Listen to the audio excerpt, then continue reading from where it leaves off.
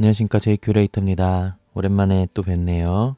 매일매일 올리기로 약속을 하는 게 무색할 정도로 요즘 저는 여러 가지 일들을 경험하고 있어요. 개인적인 일들이니까 말씀드리긴 좀 그렇지만 그래서 계속 월요일마다 올리는 것 같은데 오늘은 오늘 그렇다고 그 문제들이 해결된 건 아니지만 오늘 꼭 올려야 될 이유가 오늘 제가 성경에서 가장 좋아하는 구절이 속한 장이 시작되는 13장이기 때문이에요. 그래서 더 용기를 내서 여러분과 함께 하려고 왔습니다. 이제 또 약속을 지키려고 매일 올리겠다고 말씀드리겠지만 최선을 다하겠습니다. 13장이 시작됩니다. 13장이 중요한 이유는요. 요한복음 1장부터 12장은 예수님의 공생의 영광이에요. 이 땅에 오신 예수님이 가지고 오셨던 영광에 대해서 소개했다면 13장에서 21장까지는 순환의 영광, 순환과 부활, 영광입니다. 십자가가 우리에겐 영광이잖아요.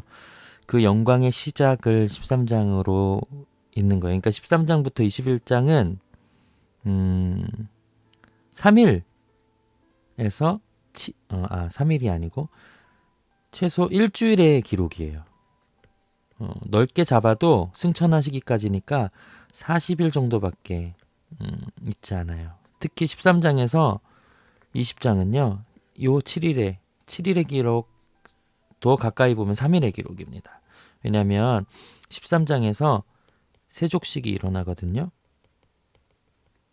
이 세족식이 일어나는데 이 세족식이 목요일이라고 학자들이 이야기하고 있거든요. 오늘 필기감이 안 좋네요.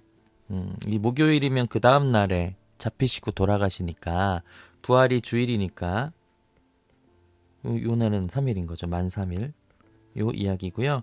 예수 그리스도의 생애에 가장 중요한 메시지가 담겨져 있어요. 13장을 한 장을 깊이 연구하고 공부하고 내 마음속에 받아들이죠. 그럼 저는 감히 그리스도인의 인생이 달라질 거라고 확신합니다. 그럴 정도로 중요한 장인데요. 앞으로 일주일 동안 이 13장을 함께 지내면서 어떤 예수 그리스도의 사랑의 마음이 담겨져 있는지 확인해 볼게요. 우선 알아야 될 것은 예수님이 이날은 목요일이고 원래 이날은 최후의 만찬이 있는 날입니다. 만찬이 있는 날이면 당연히 성찬을 하게 되잖아요. 마태, 마가 이 세 가지는 성찬의 이야기를 하고 있어요. 근데 요한복음은 성찬의 이야기를 하고 있는 게 아니에요. 성찬이 안 나와요. 세족식이 나옵니다. 근데 같은 날에 이루어졌거든요. 그러니까 학자들은 이 두 가지 일이 동시에 일어났다라고 봅니다. 성찬은 식사 때 일어났고요. 식사 후에 세족식이 일어난 것이라고 말할 수 있습니다. 그 이야기를 하기 전에 세족식을 이제 하기 전에 이야기들로 시작하는 거예요. 해설을 좀 해볼게요. 6월절 전, 그러니까 뭐죠? 돌아가시기 전. 왜? 6월절에 돌아가시거든요. 6월절에 어린 양 예수가 돌아가셨다. 의미 있죠? 6월절 전에 예수께서 세상을 떠나 아버지께서 돌아가실 때가 드디어 온 줄 아시고 예수님 아셨다는 거죠. 배신자가 있다는 것도 알았고 그 가룟 유다라는 거죠. 그 밖에도 수많은 사람들이 자신을 배신할 거를 알고 있었어요. 그럼에도 불구하고 그런 아주 절체절명의 이제 사람들과 이별할 순간, 이제 모든 것이 변화되는 그 순간에서 예수님이 하신 건 뭐예요? 지금 너무 진하게 보이지만 자기 사람들을 사랑하실 때 끝까지 사랑하시느니라. 제가 제일 좋아하는 수많은 성경 구절 중에 가장 좋아하는 자기 사람들을 이런 상황임에도 불구하고 끝까지 사랑하시니라. 이게 요한복음 13장 순환의 영광의 첫 번째 절입니다. 마귀가 벌써 시몬의 아들 가룟 유다의 마음에 예수를 팔려는 생각을 넣었다.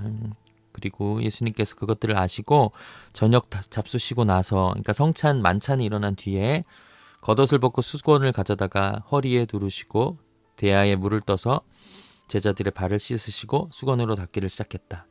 말이 안 되는 행동 있죠. 대부분 낮은 사람이 높은 사람에게 발을 닦아줍니다. 이게 유대인의 관습이에요. 특히 종이 주인에게. 근데 우리가 알기로 주인 되셔도 모자람이 없는 예수님께서 그 제자들의 발을 닦아줬다는 것은 너무나 충격적인 말이었어요. 그래서 예수께서 대답하시되 베드로가 왜 그럽니까? 이렇게 물어보는 거죠. 도대체 왜 나의 발을 씻으십니까? 깜짝 놀라서 예수께서 대답하여 이르시되 지금은 알지 못하나 후에는 알 거야. 이따가 궁금 포인트고요. 나중에 알게 될 거야. 무엇을 알게 되었을까요? 좀 이따 얘기하고요. 베드로가 이르되 내 발을 절대로 씻지 못합니다. 주님, 주인이신 당신께서 발을 씻겨준다니요. 그랬더니 예수님께서 너 나랑 그런 관계 없어 라고 단호하게 얘기하시니까 베드로가 오버하는 거죠.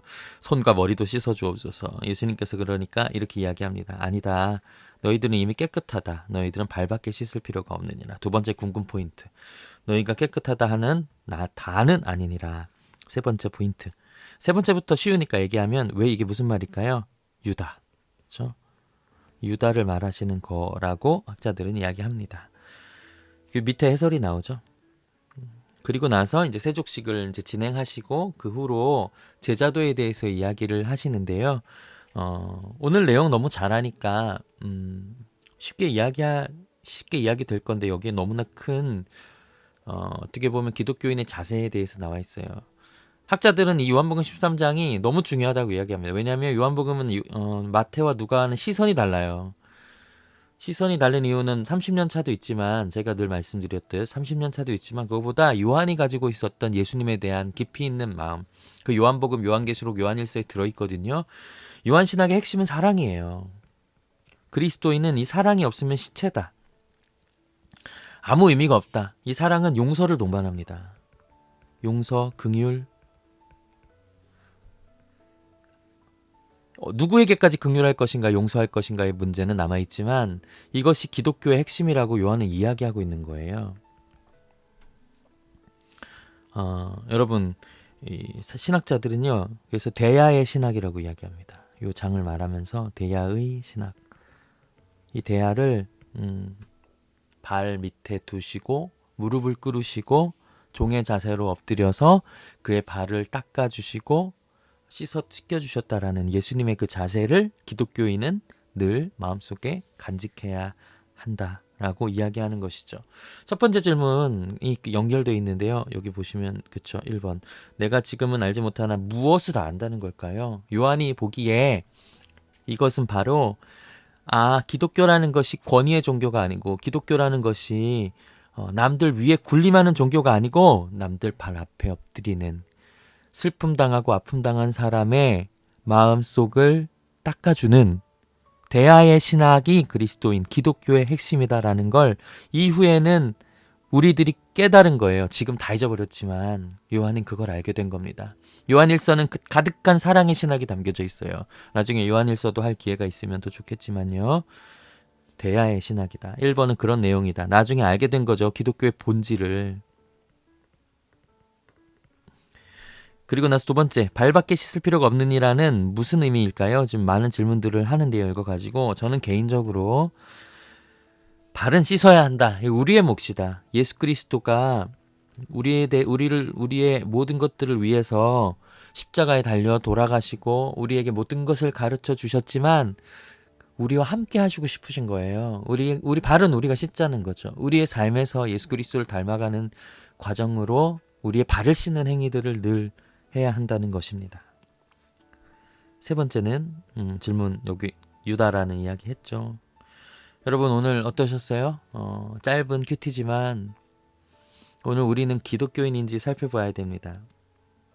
우리는 대하의 신앙으로 무장하고 있는 자들인지 우리의 발 씻음은 오늘 이루어졌는지 1주, 2주간에 3주간에 이루어지고 있는지 슬픔 당한 사람들의 마음을 닦아주고 있는지 우리는 우리의 삶을 살아볼 필요가 있습니다. 걸핏하면 남을 억누르려고 하고 남을 속이려고 하고 남 위에 군림하려고 하는 사람들은 기독교인의 자격이 없는 것이죠. 냉정하게 비추어 보면 청년들 무엇을 해야 할까요? 이 큐티를 들으시는 분들 우리는 어떻게 그리스도인으로 증명할 수 있을까요? 오늘도 우리의 발을 씻으며 예수 그리스도의 사랑으로 대하의 신앙으로 슬픔과 아픔 당한 사람들 예수 그리스도의 시선이 머무르는 곳에 마음을 두면 어떨까요? 그러면 예수님께서 하신 말씀 이후에는 너가 알 거다. 네 알았습니다. 라고 고백하는 날이 머지않을 것 같습니다. 내일 꼭 내일 뵙도록 하겠습니다. 안녕히 계세요.